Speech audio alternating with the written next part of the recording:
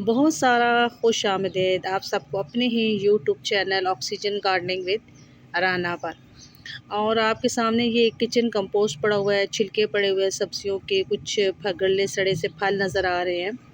और आज हम इसी के ऊपर बात करने वाले हैं कि जो गार्डनिंग होती है वो हमारे किचन के साथ, किचन वेस्ट के साथ बहुत ज़्यादा जुड़ी होती है। ख़ासूसन जो गार्डनिंग हम लोग कंटेनर्स में, प्लांटर्स में, छत पर, हैंगिंग में कुछ इस तरह करते हैं।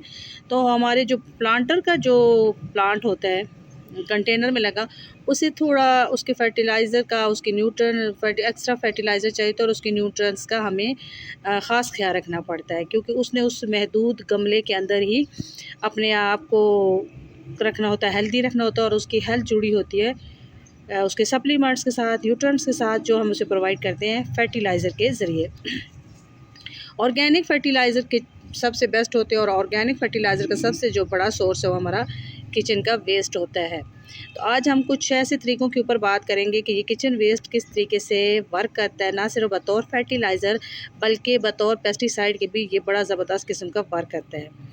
तो मैं जब भी सब्ज़ियों के आपके पास छिलके जमा हो जाएँ, फ्रूट्स के छिलके जमा हो जाएँ, ड्राई फ्रूट्स के छिलके जमा हो जाएँ, इस तरीके से फल गल सड़ जाए या सब्जियां गल सड़ जाए। ये देखिए, अब गोभी है, खीरा है, एक मौसम्बी है, टमाटर है, प्याज है, आलू है, सब्ज़ मिर्ची है। अच्छा, 3 चीज़ें तो मैंने ख़ुद से ऐड कर रखी हुई हैं, मैं ज़रा फोकस करूँ। एक मैंने थोम मैंने ख़ुद ऐड कर रखा है। आप जानते हैं थोम हाईली एंटीबायोटिक टाइप की चीज़ है। तो ये अदरक भी मैंने ऐड कर रखी है, जिंजर, और ये देखिए सब्ज़ मिर्च, ये तीनों मैंने ख़ुद से ऐड कर रखी हैं थोड़ी थोड़ी क्वान्टिटी में। उसकी वजह ये कि ये बतौर पेस्टिसाइड के काम करती हैं, प्लांट्स को मुख्तलिफ़ बीमारियों से बचाने में इनका बहुत कैरेक्टर होता है। और चूँकि ये बिल्कुल हार्मफुल नहीं होती, इसलिए हम डेली बेसिस पे भी अगर इसका यूज़ करते हैं अपने प्लांट्स के ऊपर, तो हमारे प्लांट्स को कुछ नुकसान नहीं होता। तो आज हम 3-4 तरीके ऐसे बोल रहे हैं जिसपे हम क्विक फर्टिलाइज़र घर में तैयार कर सकते हैं। सबसे पहला तरीका तो ये है कि आप लोग एक बकेट ले लें फ्रेश वाटर की, और उसके अंदर ये जो सब्जियों फलों के जो छिलके आपके घर में हैं, वेस्ट ये जो है, उसके अंदर छोड़ दें, फेंक दें। और 1 दिन, 24 घंटे या 48 घंटे के लिए वो पड़े रहे उसके अंदर। तो जब आपका पानी न्यूट्रिएंट्स को सोख ले, और उसके बाद आप स्ट्रेन करके तो उस पानी को अपने थोड़ा थोड़ा करके प्लांट्स को दें, मिस्टिंग भी करें। एक तो ये तरीका है। दूसरा तरीका ये है कि इसे ब्लेंडर में डाल के इसको ब्लेंड कर लें, सब्जियों के इस वेस्ट को, और एक फ़्रेश पानी की बाल्टी या कोई भी चीज़ लें, और वो जो आपने ब्लेंड किया था सब्जियों को, एक जूस सा बना लिया था, उसको उस बकेट में डाल के स्ट्रेन करके तो उस पानी को भी पौधों को दें, और उसका स्प्रे वगैरह भी करें। ये दूसरा क्विक ऑर्गेनिक फर्टिलाइज़र है। तीसरा जो इसका तरीक़ाकार ये है कि आप अपनी सब्जियों को बिल्कुल बारीक बारीक सा क्रश कर लें, कद्दूकश कर लें, किसी भी तरीके से उन्हें क्रश कर लें।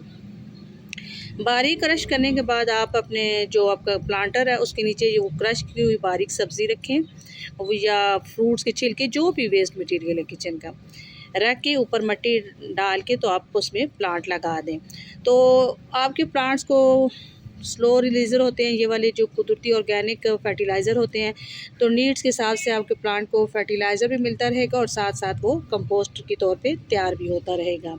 ये 3 मैंने ऐसे क्विक तरीके इसलिए बताए हैं कि जिन्होंने शुरू में अभी गार्डनिंग स्टार्ट करी है और उन्हें केमिकल फर्टिलाइज़र का इस्तेमाल नहीं पता, क्योंकि केमिकल ज़रा सा हम लोग क्वांटिटी से ऊपर चले जाएं तो हमारा प्लांट्स 15 मिनट में प्लांट्स मर जाते हैं, 15 से 20 मिनट के अंदर ही।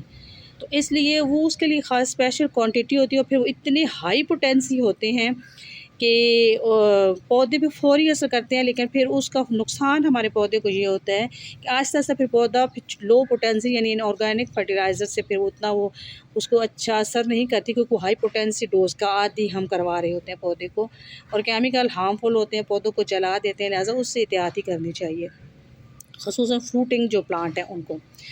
ये इसलिए 3 बताए हैं कि अगर आप गार्डनिंग स्टार्ट करना चाह रहे हैं, आप बिगिनर्स हैं, तो आप यकीन, और आपको कौ डंग नहीं मिल रहा, बाज़ लोग शहरों में रहते हैं उन्हें कौ डंग नहीं मिलता, रेत और मिट्टी तो चलो मिल ही जाती है। तो ये कौ डंग का ये मतलब चूँकि ये अल्टरनेटिव फर्टिलाइज़र है जो हम आपको क्विक और जल्दी बता रहे हैं कि आप उसको फ़ौरन इस्तेमाल करके अपनी मिट्टी में न्यूट्रिएंट्स या सप्लीमेंट जो पौधे को चाहिए उसकी हेल्दी ग्रोथ के लिए वो फ़ौरन मिल जाते हैं। अब इसका एक लॉन्ग प्रोसेस होता है कंपोस्ट तैयार करने का। कंपोस्ट तैयार करने का तरीका ये होता है कि आप अपनी सब्जियों को बिल्कुल बारीक कर लें, वो ज़रा जल्दी कंपोस्ट तैयार होगा। अगर आप इसी मोटी फॉर्म में करेंगे तो फिर आपको काफ़ी टाइम लग जाएगा। तो सब्जियों को बिल्कुल बारीक कर लें और कोई भी फालतू आपके घर में प्लास्टिक का या मिट्टी का कंटेनर है टूटा-फूटा सा, उसमें थोड़ी-सी पहले मिट्टी डालें, फिर वो अपनी सब्जियां क्रश की हुई उसके अंदर डाल दें। और कुछ कुछ लोग तो दही भी डालते हैं, कुछ गुड़ का शरबत बना के डालते हैं कि उसके अंदर से वो छोटे-छोटे कीड़े पैदा होते हैं। वो कीड़े गलने सड़ने के अमल को थोड़ा रफ़्तार को तेज़ कर देते हैं, क्योंकि हमने इन चीज़ों को गलाना और सड़ाना होता है। इतनी गल सड़ जाएँ कि वो कम डिकम्पोस्ट का मतलब ये होता है कि वो अपनी शक्ल से निकल जाए और वो मिट्टी बन जाए, मतलब उसकी मिट्टी फॉर्म में बन जाए। तो जितनी जल्दी गले से उसके लिए कुछ लोग गुड़ का शरबत बना के देते हैं, कुछ लोग दही डालते हैं कि उससे जल्दी कीड़े पैदा होते हैं और इस तरीके से। तो मैं कभी दही और गुड़ की शरबत नहीं डालती, वैसे गुड़ की एक रोड़ी फेंक देती हूँ। और उसके अलावा जो मैं सब्ज़ियाँ या चावल उबालती हूँ तो जो मेरे पास पानी होता है वो भी मैं उसके अंदर डाल देती हूँ।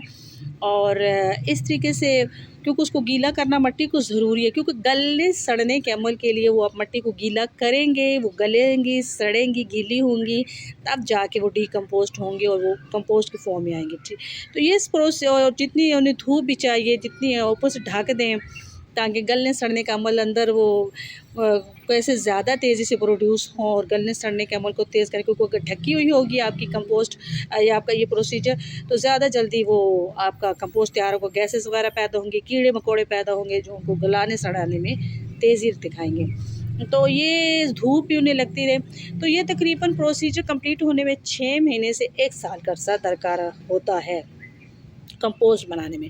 और ये चूँकि लंबा अरसा होता है, तो आपने गार्डनिंग स्टार्ट की तो अब 6 महीने साल तो हम वेट नहीं कर सकते। तो पहले 3 तरीके आप अप्लाई करें जब तक आपके पास कंपोस्ट तैयार नहीं होता।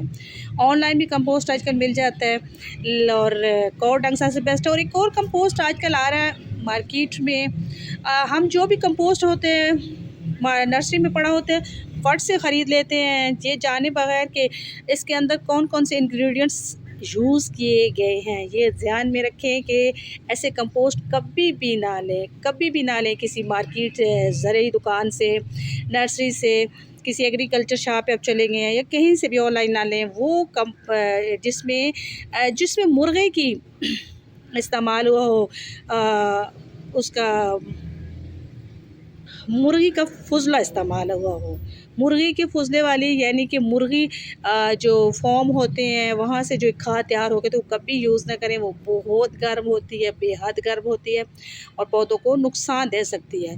तो अक्सर ज़्यादा मुर्गी की उसको कुछ बहुत ज़्यादा मिकदार में होती है और सस्ती मिल जाती है, तो फिर ज़्यादातर गार्डनर या एग्रीकल्चर शॉप वाले उसको मंगवा लेते हैं और आगे महंगे दामों बेचते हैं। बाज़ दफ़ा ऑनलाइन भी आप इंग्रेडिएंट्स लाजमी पढ़ें कि जो कंपोस्ट आप ले रहे हो उसके अंदर क्या क्या चीज़ें यूज़ हुई है, या किन चीज़ों से ये कंपोस्ट तैयार किया गया है, उसके बाद आप उस चीज़ को परचेज़ करें। तो मुर्गी की जो कंपोस्ट होती है फुजले की, वो मैं बिल्कुल रेकमेंड नहीं करती। गर्म होती है, प्लांट्स जला सकती है और हार्मफुल होती है, वो मैं कहती हूँ कि आप उसे अवॉइड करें। बाकी जो कंपोस्ट है ऑनलाइन आप अवेलेबल, आप इंग्रेडिएंट्स पढ़ लें। अगर तो ऑर्गेनिक हैं, घर की इन चीज़ों से बनी हुई हैं कंपोस्ट वगैरह, सब्जियों फलों से या बकरी के फुजले से बनाई गई कंपोस्ट है, वो सबसे बेस्ट होती है। कौ डंग तो ऑलरेडी है ही बेस्ट। तो ये थोड़ा सा आप लोगों को अपने कंपोस्ट लेते वक्त एहतियात करनी होगी। तो उम्मीद है कि आज का वीडियो आपको हेल्पफुल होगा कंपोस्ट बनाने में भी और मंगवाने में भी। और कंपोस्ट का यूज़ क्या करना है ये जो अगर आपका होम कंपोस्ट है, आप ऑनलाइन कोई कंपोस्ट मंगवा लेते हो और उसका तकरीबन यूज़ ये होता है कि आप 10 से 20% ऐड करें अपने सॉइल मीडिया में और 10 से 20-30% आप प्लांट्स के हिसाब से सैंड भी ऐड कर दें। तो उम्मीद है आज की वीडियो आपके लिए हेल्पफुल होगा और आपको पसंद आया होगा। तो लाइक और शेयर कर दीजिए, चैनल ज़रूर सब्सक्राइब कीजिए। अपना ख्याल रखिए, खुश रहिए। फिर हाज़िर होंगे किसी नई वीडियो से, तब तक के लिए इजाज़त दीजिए। खुदा हाफिज़।